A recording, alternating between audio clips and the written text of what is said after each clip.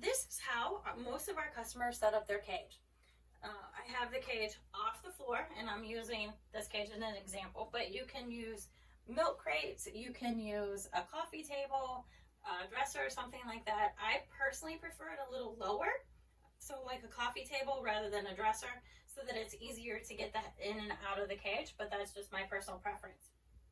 So cage should be off the ground because it's a little bit warmer than sitting directly on the ground. Since temperature is a big deal with hedgehogs, I strongly encourage you to lift that cage up, definitely in the winter. The next thing I do is I'm going to put an old towel down on the bottom of the cage, and then I'm going to put the fleece liner over the top and then put the lid on. I like to do it like this, otherwise your hedgehog, which is a burrowing animal, is going to dig and move and rearrange this fleece on the bottom of the cage to hide under it. So if you put it over the top of the cage, the plastic, secure it, now the hedgehog isn't going to dig underneath. I think that we have a lot better success litter pan training the hedgehogs when we're using the fleece compared to using a fluffy bedding or a shavings or something like that on the bottom and trying to litter pan train at the same time. Fleece is extremely popular just for the sake of recyclable. You can wash it and reuse it, but also the mess factor.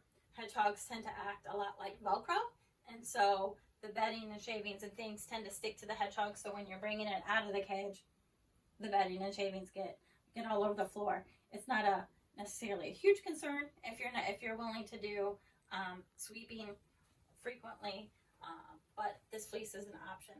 One last thing on setting up the actual cage, and this one is not done yet, is using a liner. And think about a baby bumper in a crib, and the baby bumpers keep babies from sticking their head or limbs through the bars of a crib. And so we're kind of going to do the same thing for the hedgehog, is put a small bumper around the inside bottom of the cage so that the hedgehog doesn't climb. Because what they're going to do is they'll try to explore, climb up, and their method of getting down is to let go. And they can get their legs caught in the side of the cage. So you can use cardboard, you can use chloroplast, the plastic cardboard, you can use vinyl or plexiglass, but plexiglass is really an overkill. You don't need anything super strong, you just need smooth. So this is a vinyl tablecloth material you would find at Joann Fabrics or Walmart, something like that, or you could use a shower curtain or a tablecloth. Just cut it in strips, and then on the inside, line all the way around. And you can secure it with just clear packing tape at the top and bottom. Your hedgehog isn't going to chew it or scratch at it or destroy it like a rabbit, a guinea pig, a mouse, a hamster, something like that would, because they are not rodents, so they don't gnaw and chew.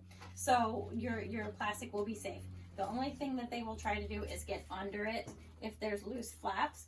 So just make a tight fitting bumper around the inside of the cage to prevent them from climbing. In the winter, that will also help hold in heat a little bit. If you use something clear, like the vinyl, a lot of times you can take it down later and the hedgehog won't notice. If you use cardboard, or one customer told me she used a brown paper bag, once she took the liner down, the hedgehog realized the cage looked different and tried to climb again. So that would be a first step of setting up your cage. Off the ground, towel underneath if you're using fleece over the outside, lining the inside.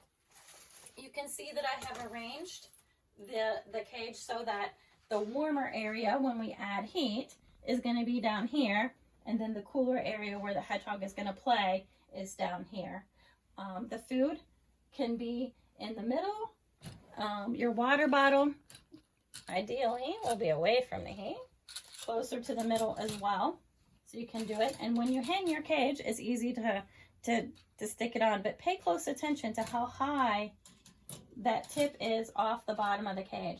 You want to make sure that the tip is hedgehog's shoulder height, so maybe 2 inches off the top of off the floor, and then have a food dish next to it. You can also include a larger water dish, something like this, so that your hedgehog can find its food and water easily. And I would probably move that back a little bit so that your food and water are all close together.